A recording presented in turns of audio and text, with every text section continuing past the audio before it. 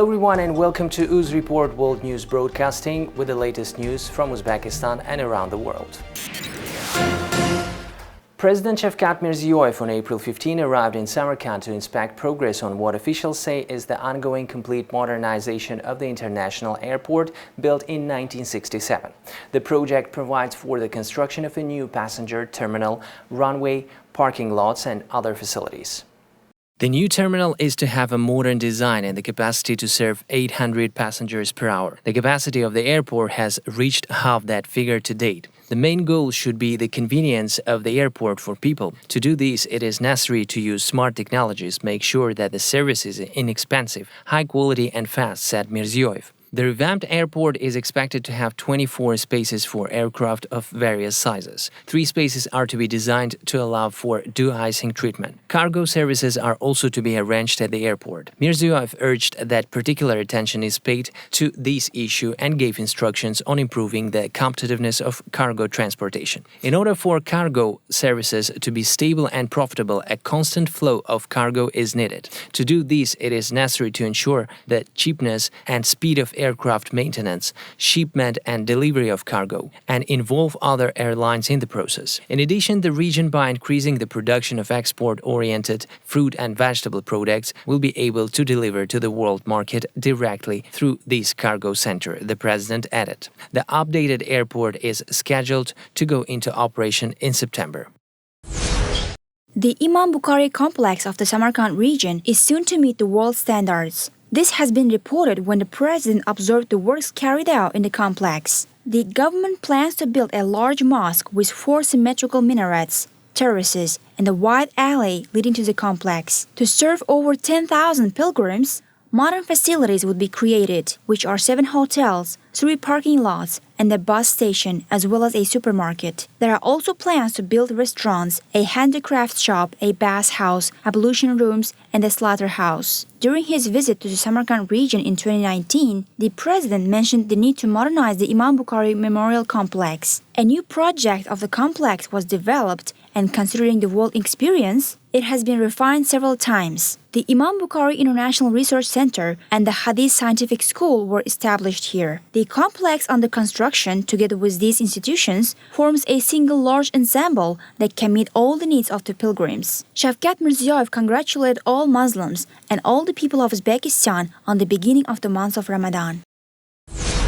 The Free Economic Zone, organized by the Presidential Decree of January 12, 2017, produces woven and tufted carpets, carpet products, synthetic yarn, and artificial turf. The company is equipped with modern energy-efficient equipment from Belgium, Switzerland, Austria, France and Germany. Last year, 59% of the products produced here for over 16 million were sold on the domestic market. 41% were exported. This year, it is planned to export products worth $7.5 million.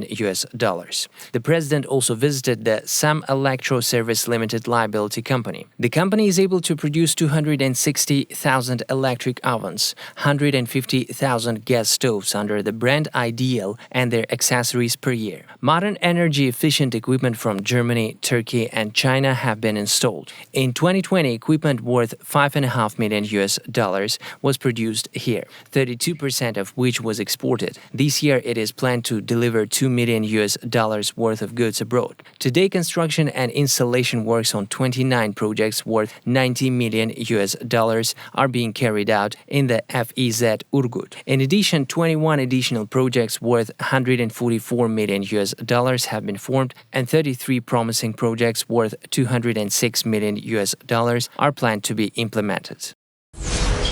President Shavkat Mirziyoyev also visited the tourist center in the Samarkand region. This center under construction aims to become a tourist hub. There would also be the necessary conditions for holding international events. Commissioning is scheduled for 2022. The complex is being built on an area of 212 hectares on the coast of the Rowing Canal in the Samarkand district. According to the project, there will be 10 objects here. Currently, the construction of the Congress Hall, the so-called Eternal City Caravanserai, and 8 hotels is underway. 2 22-story hotels are said to have 5 stars.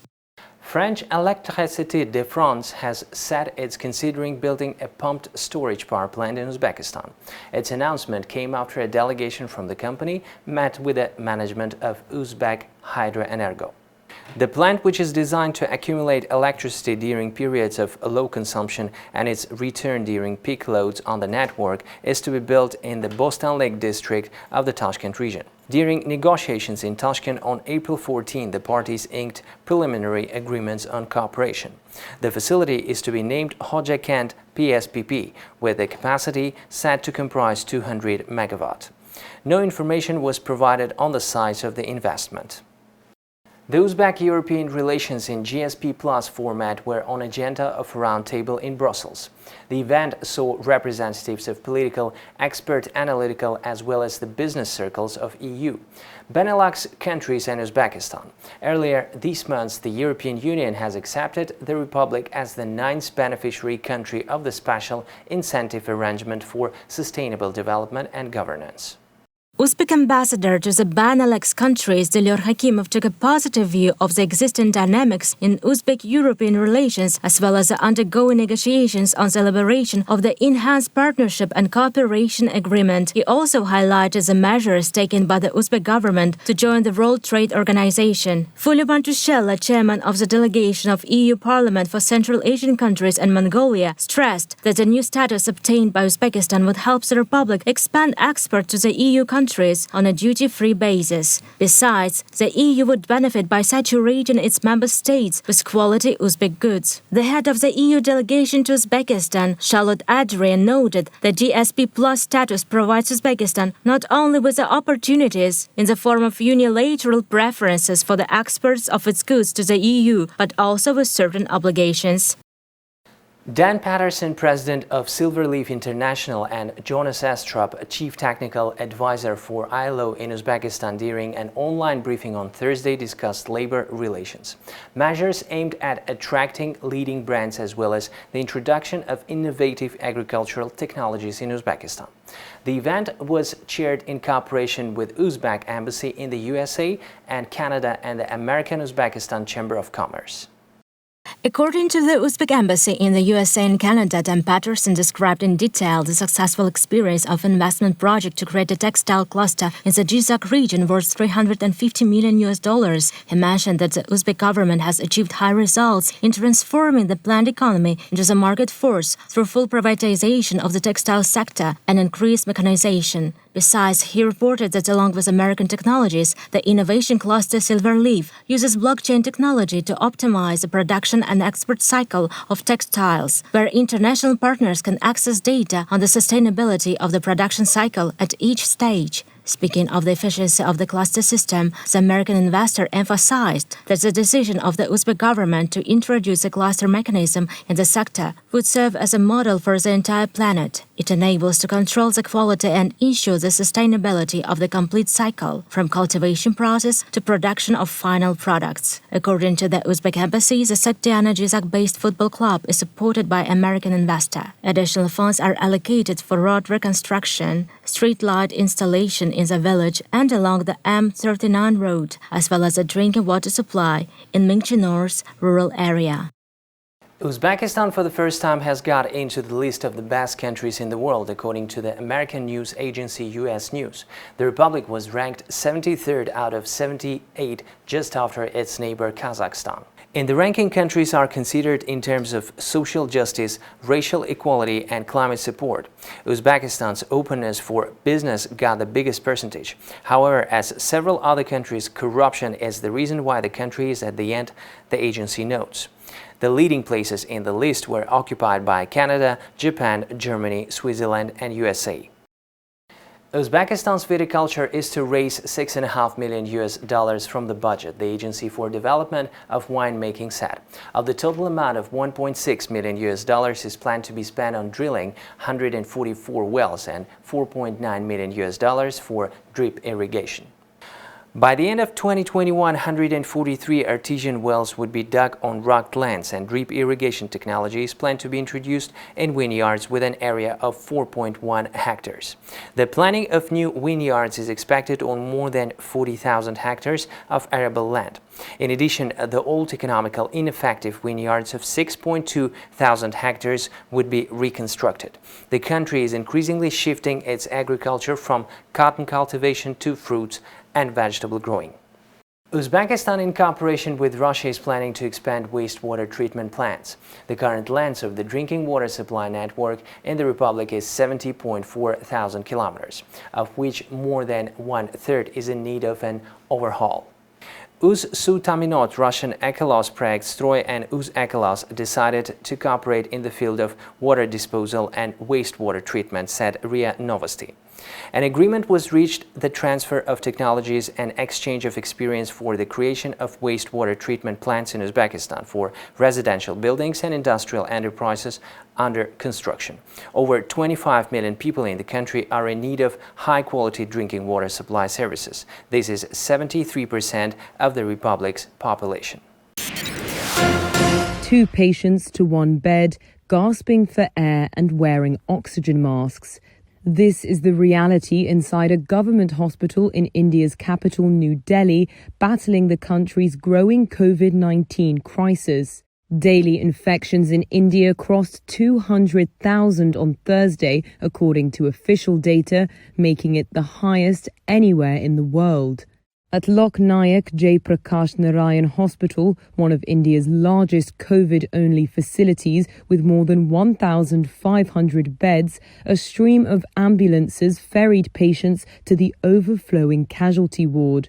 Dr. Suresh Kumar is the hospital's medical director. We are definitely overburdened. We are already working at the full capacity, rather double of the capacity. Our initial ICU beds were less, but now we have increased just double the number of ICU beds. Initially it was only 54 ICU beds. Now we have 300 plus ICU beds.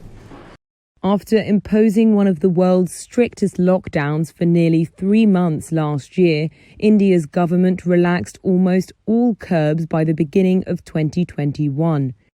Now, many regions, including Mumbai and the rest of Maharashtra state, are introducing localized restrictions. The government has blamed a widespread failure to practice social distancing and wear face masks. Experts have blamed everything from official complacency to aggressive variants. I will invoke my Fifth Amendment privilege today. Former Minneapolis policeman Derek Chauvin, accused of killing George Floyd last May, on Thursday waived his right to testify in his defense as both sides rested their cases at his murder trial, the most high-profile police misconduct case in decades. The moment showcased Chauvin's most extensive remarks since his trial began.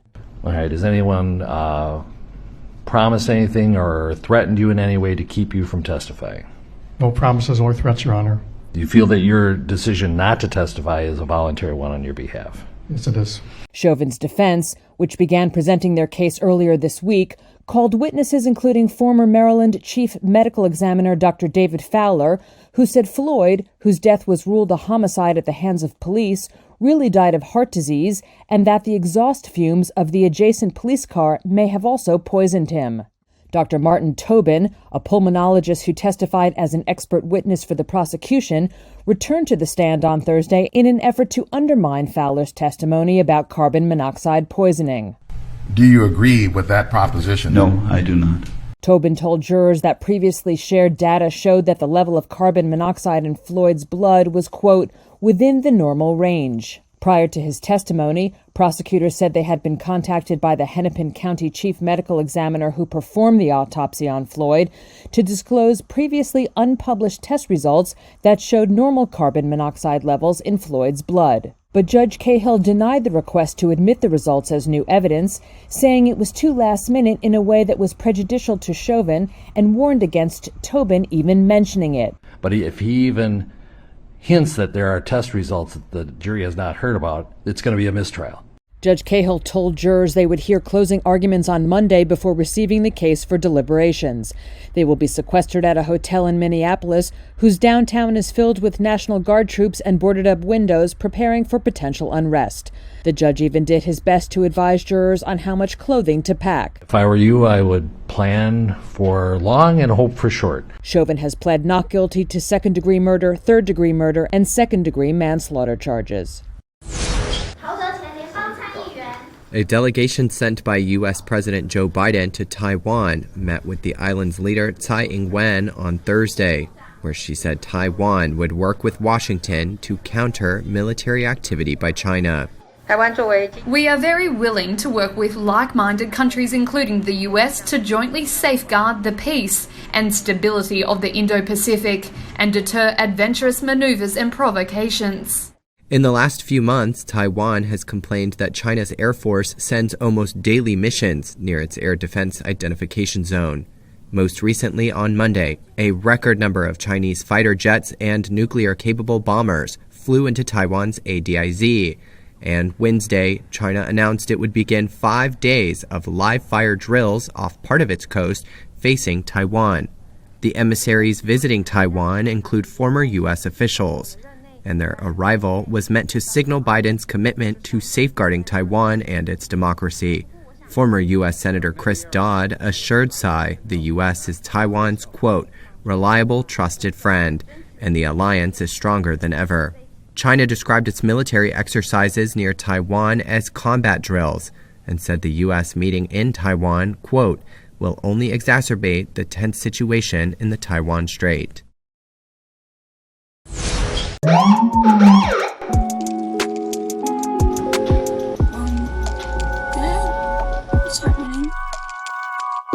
This virtual reality experience is designed to fight racism at a time when racial unrest is flaring across the United States. Sorry.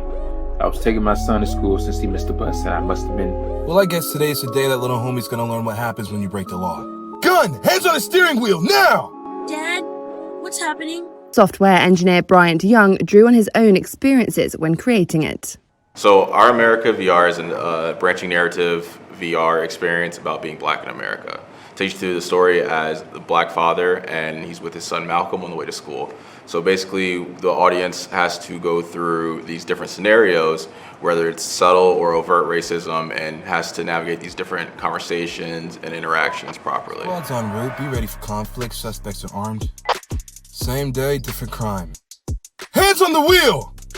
What?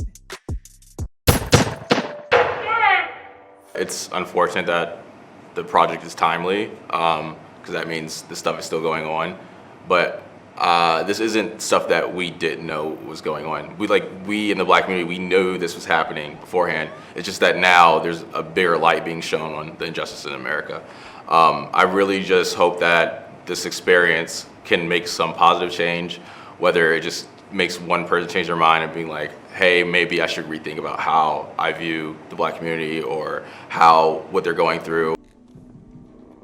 The project caught the eye of 3D software company Unity, who awarded Young a grant to fully realize his project as part of their Unity for Humanity competition. I don't even know what to say.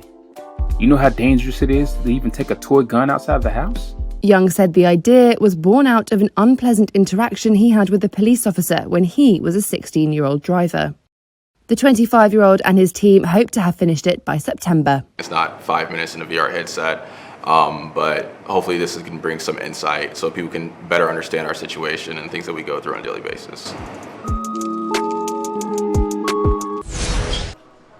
The Dow closed above 34,000 for the first time ever on Thursday. And the S&P 500 closed at a record as well as investors cheered blockbuster retail sales data. Sales surged nearly 10% in March in a huge rebound from the prior month's drop. Cash registers were ringing thanks to government stimulus checks, warmer weather, and as the vaccine rollout encourages more activity out of the house. That fueled hopes this economic recovery is well on its way and will fuel further market gains. The Dow rallied 305 points, the S&P 500 gained 45, the Nasdaq jumped 180. But stocks are looking pricey at current levels, says Thomson Reuters Stocks Buzz analyst Terrence Gabriel. We're reaching that kind of same level of disparity that we have seen declines begin from in the past. So the ability for these indices to sort of continue to move higher and pull away from these long-term averages may be of a bit of a stretch here, given how far we are above them already. March's blowout retail sales report wasn't the only good news. New unemployment claims plunged to a fresh health crisis low of 576,000.